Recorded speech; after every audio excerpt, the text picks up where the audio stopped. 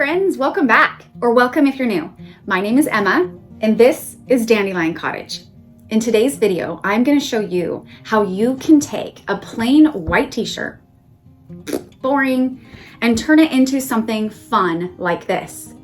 Now I am talking you designing your own shirt. So we're going to play in Cricut Design Space today, and I am going to teach you how you can gather images from all over, create your own design with your own imagination as far as it will go.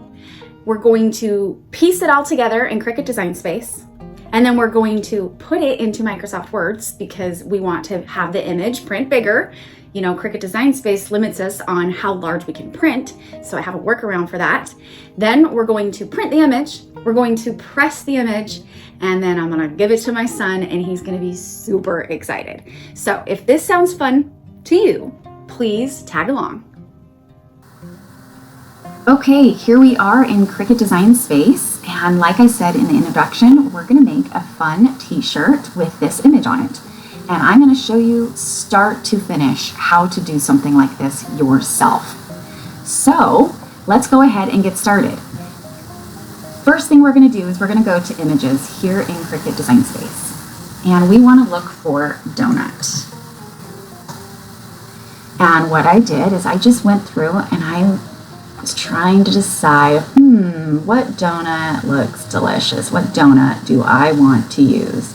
And I even, sometimes I don't know which ones I want. So sometimes I'll click on more than one at a time to decide what I want. You could definitely click more than one. Then when you decide which one you want, you just come down here to insert the image. So they all come in at one time, looking like this. Just click anywhere and it unselects all of them, and then you've got all of these donuts that you can decide which one you want to use. Well, I already know I want that one, so I'm going to delete these two. Let's just make this bigger so we can see it. Well, now we want some eyeballs, right? So let's go look for some eyeballs. And I'm just going to say eyes, I think is what I searched last time. And what I did is same thing. I'm going to go select a few different eyeballs. Which ones do I want to use? Which one? And I select a few. Then I'm going to go ahead and click Insert Images again. Now it's going to do the same thing. It's going to bring them in all at one time. You're just going to unselect, and then you can go and pick up any one you want, just move around. Now another thing I did to help me decide, hey, which one do I want, is I selected the donut and I duplicated it. I'm going to duplicate it a few times. Sure, why not, right? And I'm just gonna kind of put them here and there. You know what, I'm gonna move this over to the side, get it out of the way. We've got our donuts here. So then we get our eyeballs. Oh, they're all behind. Just right click on it and send to front. And I'm just gonna put these eyeballs on top of these donuts. Send to back, because I selected the donut. There we go. And send to front. Here we go. So we're trying to decide, which pair of eyeballs do we want? Well, as you can tell from my cute little image over here, I decided on this one. So I'm going to delete the rest. You can do that by highlighting, a whole box and selecting them all and just clicking the delete button. Or you could right click and click delete, however your heart desires. Now, as you can tell, see how I have a white background on my eyeballs? And these ones don't. There's a few different ways you can do this, but I think, the easiest way. So what I do, let's get this donut out of the way. You can make these a little bigger if you'd like. We're going to get a snipping tool. So I use a Windows computer. So if you're on a Mac, I don't remember exactly how to do this. I feel like it's a Control Shift something, but you can Google it, how to do a snapshot on a Mac, and you can look it up that way. But with my computer, I have a thing called Snipping Tool. Most computers have it. So I'm going to go ahead and I'm going to do a new snip. And I'm just going to get a box and put a box around these eyes. Ta-da! Now I'm going to go to File and click Save As. And I'm just going to keep it as Capture PNG, right? And we're going to hit Save. Then what we're going to do, I'm going to close this. I don't need it anymore. We're going to go to Upload. You can see I already uploaded it here, but just for kicks and giggles, I'll show you how to do it. We're going to go to Upload Image, I've got the image now on my desktop. I've got a few different screens, so I'm just going to drag it over from one of my other screens, and I'm just going to drop it. I always do complex, and then we're going to go ahead and hit continue. Now what we want to do is we want to remove the white background, but we don't want to remove this one, right? So we're going to go ahead and just select to remove the white background. And the way I did that is right now it's on this magic tool. That's the quickest and easiest way just to get rid of any background that you don't want that's, a background as a whole. Now we're going to go ahead and hit continue. We're going to keep this one because we want the white eyes. This one is just if you were going to cut it out for like maybe vinyl or HTV. I'm going to go ahead and keep that one, and we're going to click upload. And if you wanted to, you could type in, eyeballs right here if you wanted. I'm not going to. So now you can see I have 2 sets of eyeballs. So what you do is you just select it, and then you're going to insert it. There you go. Now, if I get this one big, see how they're very similar, and you wouldn't know just by looking at the two. But this one has a white background, and this one does not. You are welcome. I'm going to go ahead and delete this, and we're going to go ahead and put these eyeballs on. And just like you can see from my image up here, I thought it was cute to like kind of tilt his eyeballs. I thought that would be fun. And let's maybe make it a tiny bit smaller, maybe about like that. Sure, why not? So now let's find our arms. And what I did for that, let's go to images and let's type in arms. And I know this isn't where I found them, but I just wanted you to see where I look first. I always look in Cricut first just because I'm a member and I pay the monthly fee and I get the images that come with Cricut Design Space. So I didn't see it here. I even tried in, muscle arms. Type that in. And this one, it's showing up because I've uploaded it, but it wasn't there before. So I keep scrolling down and I didn't find any muscle arms that I liked. So where I did find this image, just so you know, is on Etsy. So I just Googled muscle arms and an Etsy page popped up saying that they had muscle arms. So I was able to find the muscle arm. I was able to purchase it from an Etsy shop, and then I was able to upload it into my Cricut Design Space. So I'm going to go ahead and click on it instead of uploading it again and hit insert image.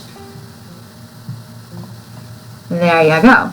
Now I liked these on front, in front of the donut, as you can see there. But I did try it in back, and just so you can see, if you did send to back, you can see what the arm would look like behind the donut. But I kind of liked it in front. So I'm going to move it forward, send to front. Now, how did I get a duplicate? How did I get it on the other side? Easy. You're going to right click and you're going to duplicate. Now you've got 2 arms. Well, I want it facing the other direction. Easy. You're going to go flip it and do flip horizontal. There you go. You've got your 2 arms. And you could have them, even or sideways, whatever you want to do. Your placement, it's your choice, it's your design. You're designing this right now. Now the next thing we need to do is come up with our words. And I decided to say, "Do not mess with me," which I love. I think it's adorable. So what I did to find out the best font is I have my favorite font place, and I've showed it in another video, and I've already started it. It's called wordmark.it. And what you do, I don't know what's going on with the screen right there. There we go. What you do is you just type in your words. Do not mess with me. And what I did is I just went through and randomly started selecting fonts that I like. Now what this website does is it pulls every single font that's available on your computer. So these are fonts that I've already purchased and downloaded onto the computer, and also fonts that are already on my computer. Now the fonts that are not going to show up are fonts within my Cricut Design Space, like the Cricut fonts, because those aren't downloaded on my computer. Those are just within Cricut. So just a side note. So let's say I've selected all the ones I want. What you do is you go up here to filter selected fonts. We're going to click that. And this is where you're like, okay, these were my favorites. Out of all of these, which one am I going to use? And as you can see, I decided that I wanted to use this Burn Folk. Okay, so then let's go back to our Cricut Design Space. We're going to go ahead and type in a text, and we're going to say, I hate it when it goes all the way up there. Double click. Oh, it would help if I could spell. Don't mess. I think I did a capital M. Nope, I didn't. Don't mess, right? And then what you can do, I just do duplicate, do it again, and then double click on it. And then I just say, with me. All right. So one thing you're going to notice, and this was an update that Cricut did, and it's driving me nuts, is it automatically puts it to a basic cut. Well, we don't want a basic cut. We're not cutting any of this today. We're just creating an image. So what I do is I go down to standard, and then I'm going to change this to the color of font that I want, which is black. And then we're going to do the same thing with the other one. We're going to go to standard, and then we're going to change it black. All right, so we've got our words ready. Now, how did I curve them? Super easy. So let's kind of start moving things around. Actually, before that, let's attach all of this together or combine all of this together. Because right now, if I try to touch this donut, it's gonna not bring everything else with it all my hard work, right? So we're gonna we're gonna click and drag our mouse to create a box. We're gonna let go, and you can see that it selected it all, and you can also see over here on this side all the boxes that it selected. Well, what we want to do is we want to combine all of these boxes into one group.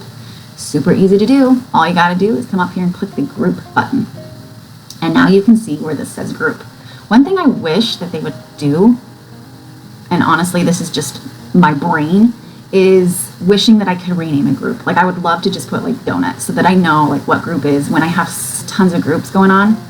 So hey Cricut, if you're listening, let me rename my groups. And if somebody knows how to do it, like if there is a way to do it, tell me in the comments, please.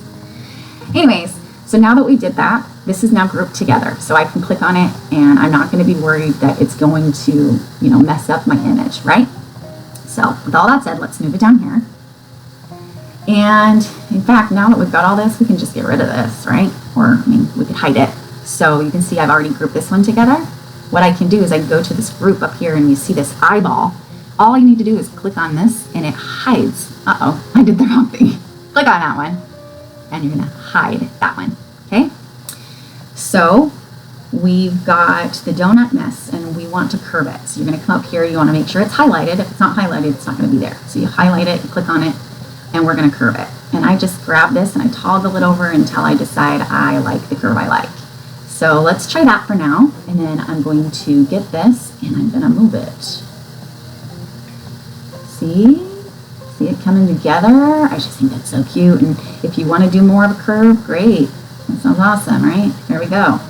Now we're going to do the same thing with the with me, but when you're doing the curve for the with me, you have to do it in the opposite direction because we want it to go up. Same thing, we want to kind of turn this one. That's a little too much. Let's try that. Let's maybe curve it a little more. And I kind of don't like how there's a ton of space here. Well, that's easy. Up here where it says letter space, we're just going to go and hit the down arrow and we're going to try and put them together a little bit more. That's too much. Let me put it back. Another option that you can do right now, this with me is grouped. So if you click on this and come up here to ungroup, and then what we want to do is we want to group this word me together. Oh, it's trying to get this. Let's get this out of the way for a minute. I just click and drag across this whole word. And I'm going to group it so that this me is together. Let's do the same thing with the with because I definitely don't want, because right now each word is separate and we don't want that. Go ahead and hit this back button so I put it back right where it was. We're going to do the same thing. I'm going to click and drag over this with and I'm going to hit group. Then what I can do now that these are grouped separately, I can grab the me and I can move it over closer if I'd like. So that's one trick. I actually do that quite often. Let's put this back where I want it, and now that I've grouped them separately and moved them where I want, I can group them together again. And now I can just keep on moving it. Now, one thing to know, once you ungroup words, those options, let me show you this, of curve and alignment and all this fun stuff here goes away. So make sure that you do all of these changes if you wanted to do an alignment or a curve or any of these other things, that you make these changes before you ungroup these words. So again, if I click on this with me, guess what? That's all gone. I cannot curve this anymore at this point.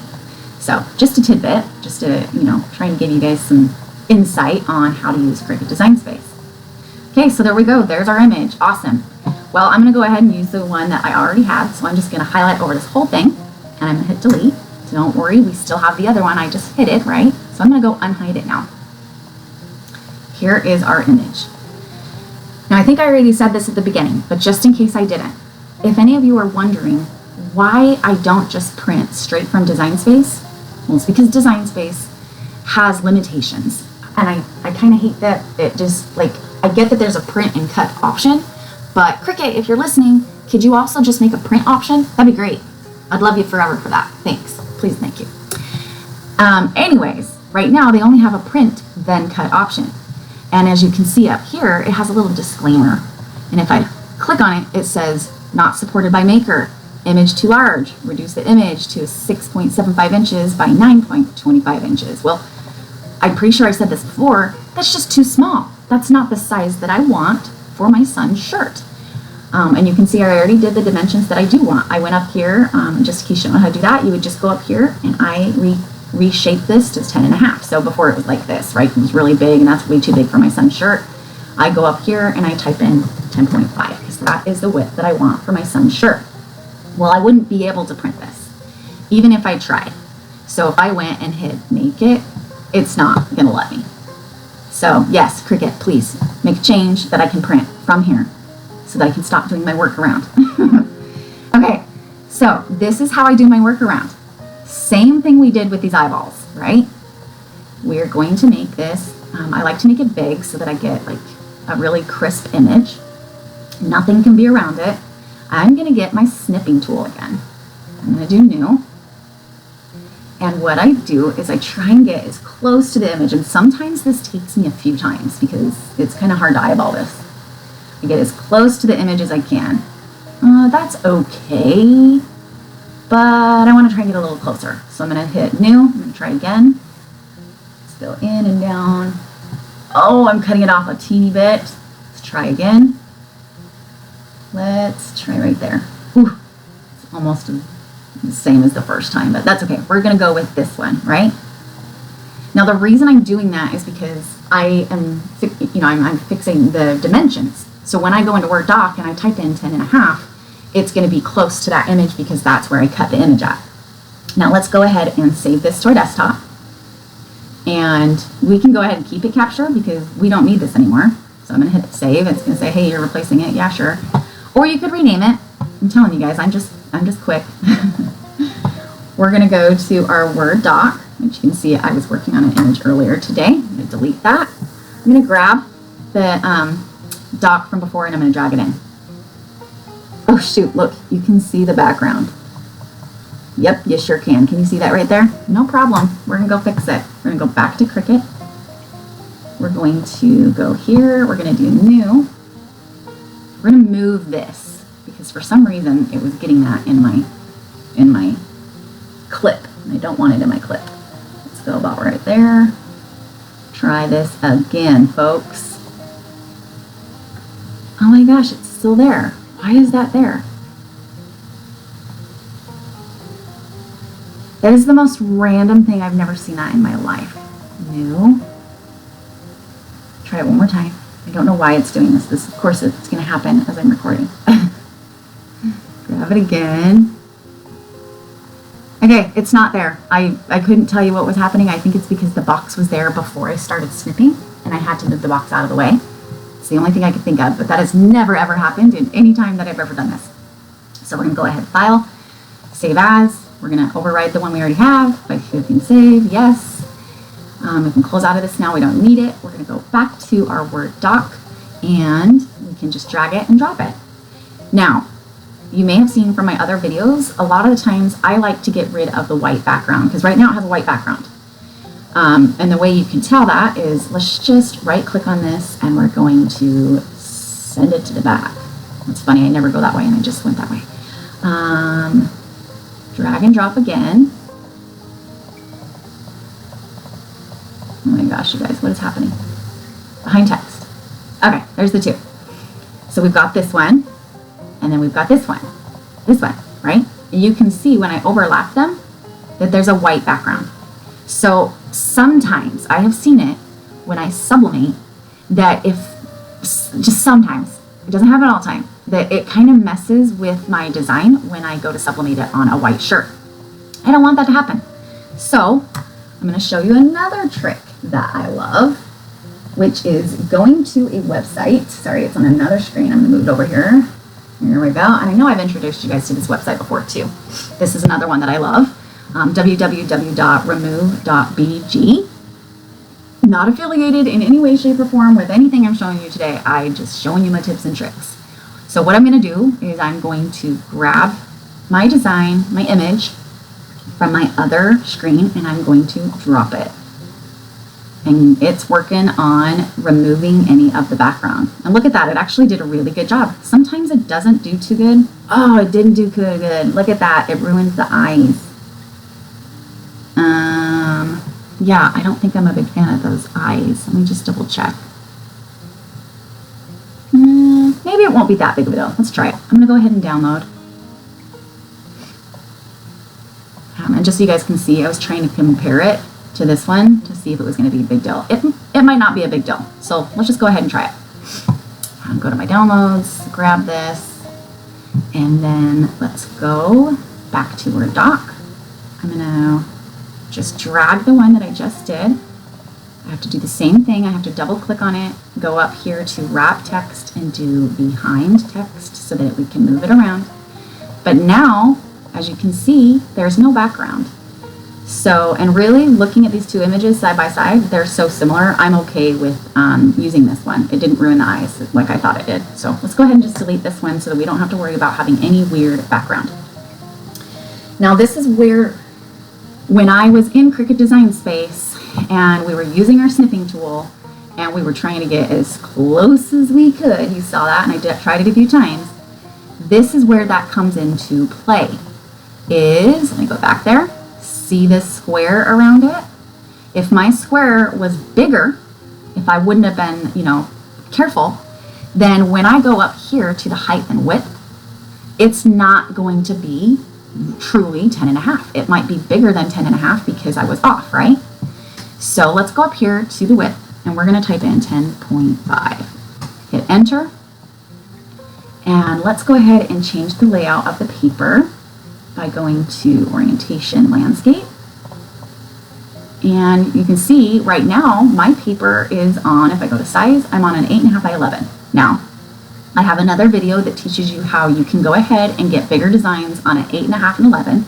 I'll go ahead and click that or connect that link up above if you want to watch that video and learn how I do that. But now that I have a larger printer, I can actually print this on bigger sheets.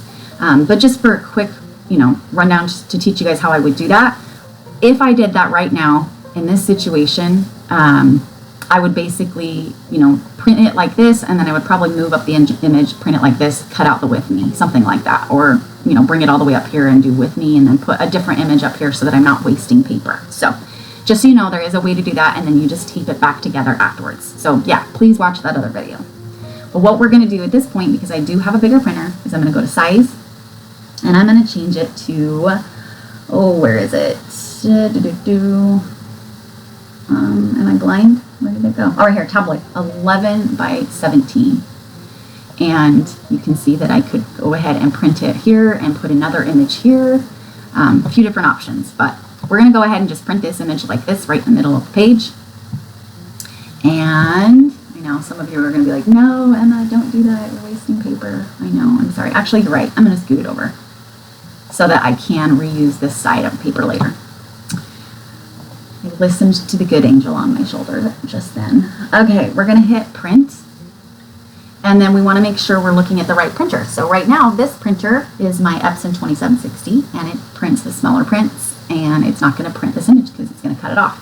So I have to go and change this to my 15,000. If you go into print properties, you can see that I've already gotten a preset set up, and it's exactly what I need. It's a landscape mirrored 11 by 17. And just so you know what that consists of is it's going to have a paper source of an auto select. It knows that it's a size of 11 by 17. It knows that it's landscape. And then I made sure that it was selected premium presentation paper matte. I wanted the quality to be high. Of course, I wanted it to have color. I didn't mess with anything in this section at all, not one thing. In fact, I didn't mess with anything down here either.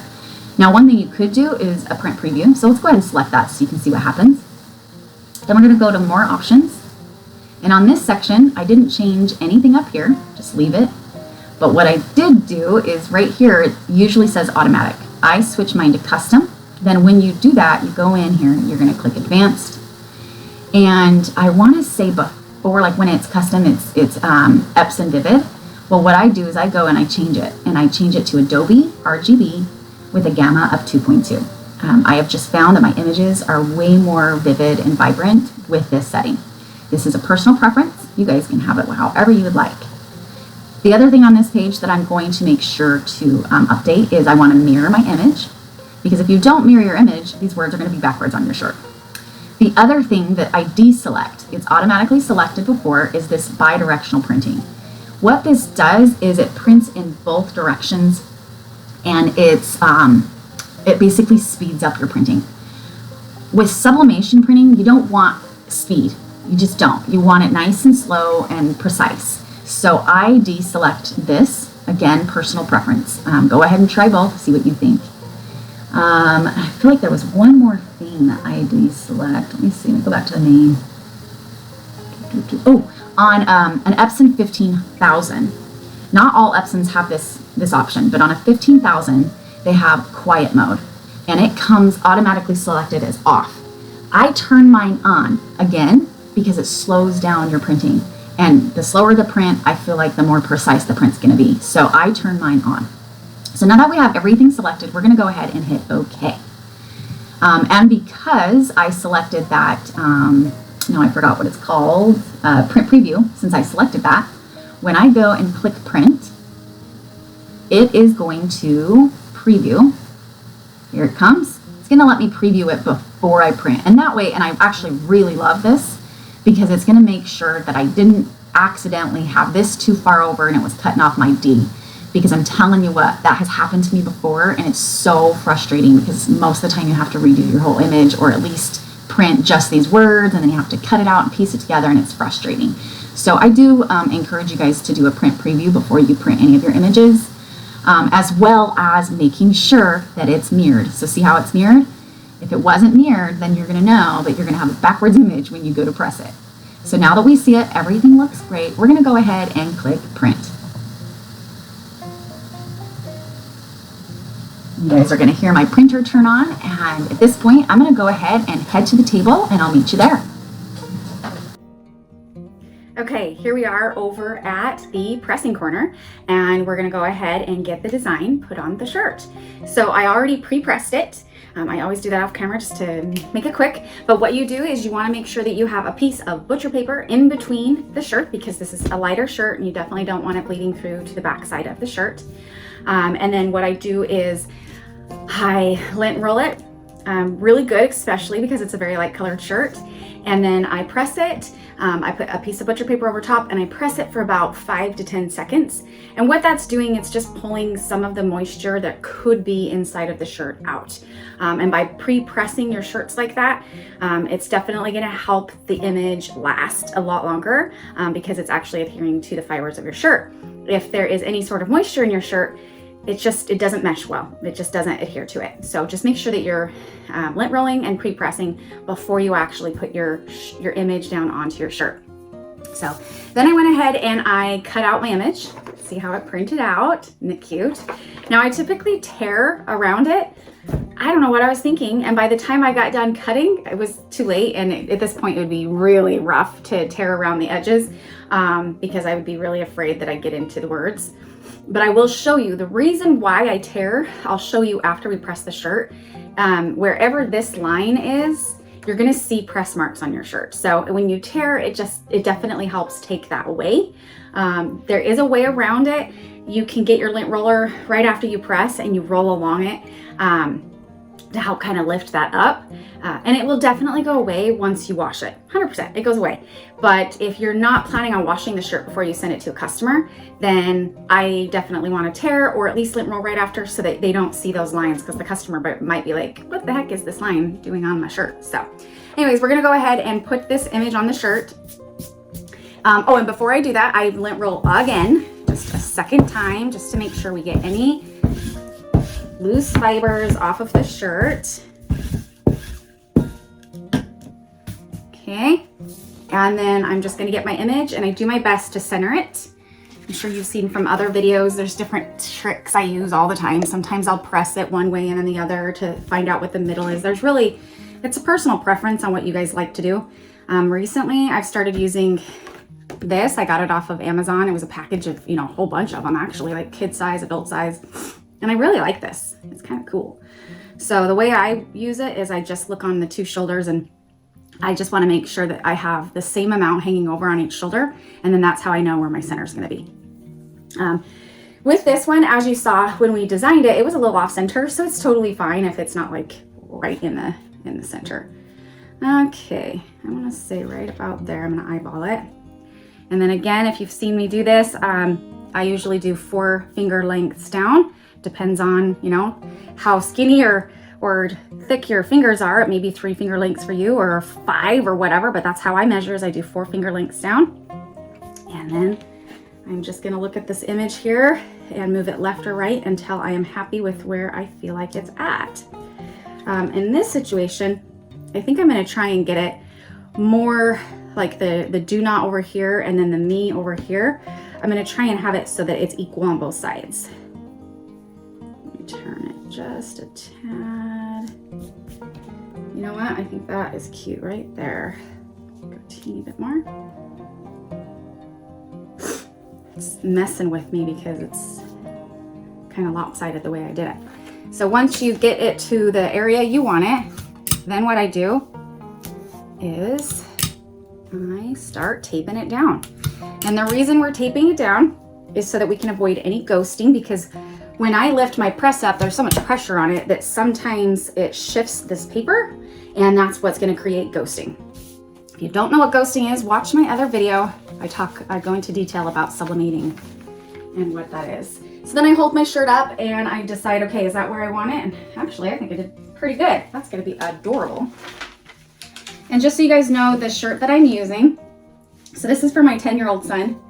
I didn't have any kid shirts in stock. I usually do, not a ton, but I usually have some. I didn't have any. So if you've seen my other videos, I've told you before that I use Sublimate. Really quick, I'm gonna finish that in a second. I go ahead and I put the shirt down, then I'm gonna put butcher paper on top, and then I'm gonna go ahead and press it for 60 seconds at 400 degrees. All right, bump this back up. So if you've seen my other videos where I was comparing white shirts, one of the shirts that I compared was called Sublimate. I still don't know if that's how you say it, but that's how I'm saying it. And they are very, very small, like super small shirts. And I had a small Sublimate and I was like, hey, Beckham, come and try this on. And he came and tried it on and it fit him perfect. So just goes to show you how tiny those Sublimate shirts are. And I wouldn't say, I would say my 10-year-old is a bigger 10-year-old, but for an adult small to fit a 10-year-old is, it's a pretty small shirt. So I'm excited to see how this turns out.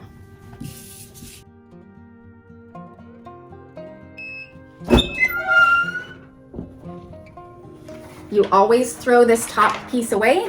You never want to reuse it. You may or may not be able to see, maybe if I come close. Oh, there you go, totally see right there. See how the image is on there? If you use this again on the next shirt, chances are part of this ink is going to come back off onto that shirt. So never reuse this one. I have sometimes reused the middle one that's in between the shirt. Not all the time. And when I say sometimes, I mean if it's a, I'm gonna turn this off. If it's a lighter shirt, I definitely don't, because chances are it bled through. If it's a darker shirt, it's just, I haven't seen it bleed through before, and I'll pull it out and I'll check the paper, and I do reuse those ones in the middle of the shirts. Again, anywhere that I can save money, I do. I'm a small business, so just some tips and tricks. You guys can do what you want to do. So let's go ahead and look and see how this turned out. It's pretty cool down. Ooh, it's so cute. I love it. So bright and vibrant. And I want to show you really quick those lines. Hopefully you'll be able to see them on camera. Yeah, so hopefully you can see that. I let go. Let's see. right there. You can kind of see the line along the edge. So the trick that I have seen other people do doesn't completely work. So I'm just gonna put it right back under the heat. It's still plenty hot. And I'm gonna get my lint roller and I just kind of roll to try and pull that up a little bit.